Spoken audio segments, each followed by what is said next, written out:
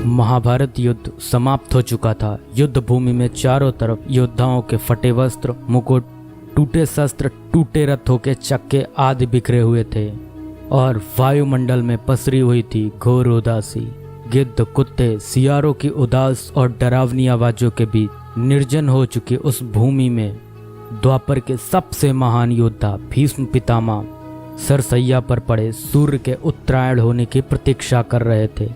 तभी उनके कानों में एक परिचित ध्वनि शहद घोलती हुई पहुंची। प्रणाम पितामह। भीष्म के सूख चुके होठों पर एक मरी हुई मुस्कुराहट तैर उठी और बोले, आप देवकी नंदन कृष्ण, स्वागत है तुम्हारा। मैं बहुत देर से तुम्हारा ही स्मरण कर रहा था। कृष्ण बोले, क्या कहूँ पितामह, अब तो यह भी नहीं पूछ सकता कि कैसे हैं आप। भीष्म पितामह चुप रहे, कुछ क्षण बाद बोले, कुछ पूछूं के सब, बड़े अच्छे समय से आए हो। संभवतः शरीर छोड़ने के पूर्व मेरे अनेक भ्रम समाप्त हो जाएंगे। कृष्ण बोले, कहिए ना पितामह। भीष्म पितामह ने कहा, एक बात बताओ कृष्ण, तुम तो ईश्वर हो ना। कृष्ण ने बीच में ही टोका और कहा, नहीं पितामह, मैं तो आपका पौत्र हूँ, ईश्वर नहीं।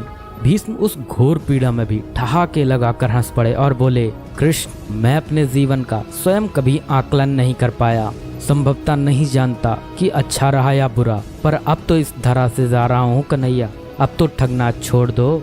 कृष्ण भीष्म पितामह के थोड़ा करीब आए और उनका हाथ पकड़कर बोले, कहिए पितामह, क्या पूछना चाहते हैं आप। भीष्म पितामह बोले, एक बात बताओ कन्हैया, इस युद्ध में जो हुआ वो ठीक था क्या। कृष्ण ने कहा, किसकी ओर से पितामह, पांडवों की ओर से या कौरवों की ओर से।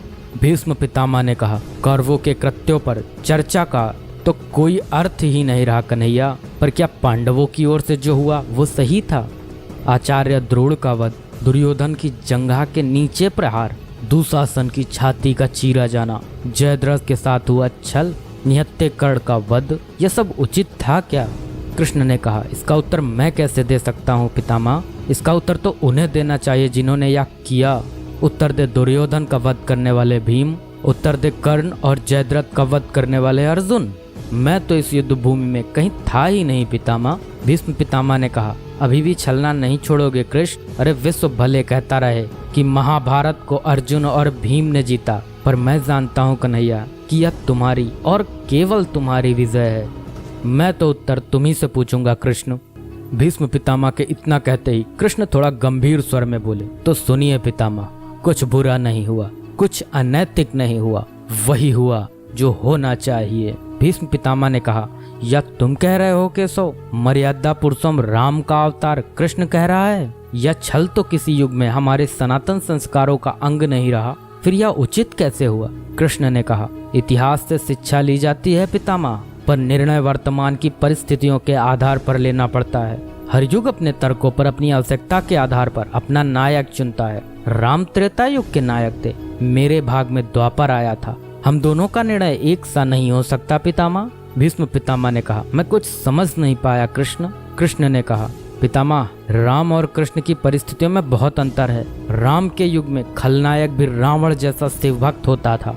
तब रावण जैसी नकारात्मक शक्ति के परिवार में भी विभीषण जैसे संत हुआ करते थे। तब बाली जैसे खलनायक के परिवार में भी तारा जैसी विदुषी स्त्रियां और अंगद जैसे सज्जन पुत्र होते थे। उस युग में खलनायक भी धर्म का ज्ञान रखता था, इसलिए राम ने उनके साथ कहीं छल नहीं किया। किंतु मेरे युग के भाग में कंस, जरासंध, दुर्योधन, दुशासन, शकुनी, जयद्रथ जैसे घोर पापी आए हैं। उनकी समाप्ति के लिए हर छल उचित है पितामह। पाप का अंत आवश्यक है पितामह, वह चाहे जिस विधि से हो। भीष्म पितामह ने पुनः प्रश्न किया, तो क्या तुम्हारे इन निर्णयों से गलत परंपराएं नहीं प्रारंभ होंगी केशव। क्या भविष्य तुम्हारे इन छलों का अनुसरण नहीं करेगा, और यदि करेगा तो क्या यह उचित होगा। कृष्ण ने कहा, भविष्य तो इससे भी अधिक नकारात्मक आ रहा है पितामह। कलयुग में तो इतने से भी काम नहीं चलेगा, वहाँ मनुष्य को कृष्ण से भी अधिक कठोर होना होगा, नहीं तो धर्म समाप्त हो जाएगा। जब क्रूर और अनैतिक शक्तियाँ सत्य एवं धर्म का समूल नाश करने के लिए आक्रमण कर रही हों, तो नैतिकता अर्थहीन हो जाती है पितामह। तब महत्वपूर्ण होती है विजय, केवल विजय। भविष्य को यह सीखना ही होगा पितामह।